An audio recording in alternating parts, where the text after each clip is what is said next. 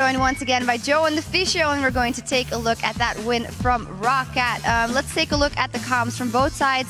A lot of late game elements, but for Roccat, once again, a very strong mid-game core coming in. It seems to be what Roccat always aims for, strong mid-game, so they get some first bloods early game for Jankos, as always, get a goal lead, use it in the mid-game, and once they actually close out the game, it looks awesome. Against the Lions yesterday, where they did manage to close it out, of course, you can always look at the tactic and say, was it too much mid-game, or was it just them not playing aggressive enough?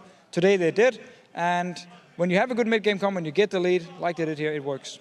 And I think it's great to see, we heard Jankos say that they had a chat about what happened against the Lions yesterday. And it was a very similar build-up almost, but this game they closed it out much, much quicker, looked a lot more confident, and that's the Roccat that are going to win more and more games. Yeah, absolutely. Let's touch on the first bloods for a second. The Fisher, you used to be in a pro team. Is that something you can learn at all? Because he just said, you know, I just do it. Well, you don't really aim to get the first blood unless you do like a level 1 tactic where you invade him and like this guy always stands here, goes AFK, we kill him. But it's more because Jankos is so aggressive early game and he's very good at knowing where to gank. So, of course, it's communication with his laners. It's like Overpower saying, this guy's overextended, he keeps trading with me, he keeps going forward. We can set it up very easily, and you can embed it, and then Jankos comes in for the first blood. So it's about his laners communicating to him, and then just him as a very good jungler, knowing I can go in here to this guy, I can go whatever lane it is, I know exactly what to do, especially on Elise, where he picks up most of the first bloods.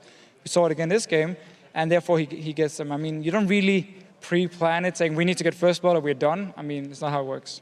Yeah, and I was actually quite surprised at the end when I asked him about the playoff, and he's like, you know, we just want to prove we're the best team in Europe, which is a huge difference of how we used to talk to them and they were kind of down, Joe. It's like really setting themselves up and saying we are the best team here in Europe. And that's the thing, if you think back to the spring split where Roccat did so incredibly well, even then they're the really humble guys, you know, they'll never go out there and say we're the best. They'll always say we want to be the best, we want to prove that they're the best. And I think even if they won the playoffs, they'd still say we'd like to be the best. We're not, you know, we won playoffs, but are we really the best? I'm not sure. And that's, I think, really nice to see from them. But as you said, the change really from being completely unconfident to looking so insecure about all their plays, which they did yesterday as well, let's not forget. But there's two very different sides of Roccat, a confident, strong, quickly closing out games Roccat, and there's a very unsafe Roccat that dawdles a little bit and can end up losing games. And I'm not sure if SUPA HOT CREW is the complete opposite here, and they maybe think too highly of themselves and believe they go into a game against Roccat here and they can just do whatever they want and they're going to win it. Because if you look at the way they played this game today, it was very strange. Like they didn't really respect Roccat in any way, didn't respect the ganks from Jankos. Impaler and Rengar didn't do anything.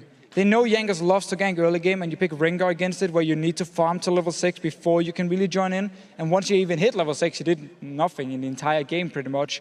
And also, if you do look at the way they play, they kept looking for the fights as well, or at least get caught up by Roccat, even though they were weak in the mid-game and knew they just had to wait.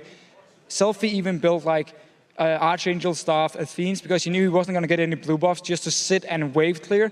It means, okay, we're just going to sit here for now 15, 20 minutes, not walk into the Baron, not walk into the Dragon, and die. Again, Impaler, he walks into the Dragon, it's already gone. Just walks in, gets hooked by Vander, dies again.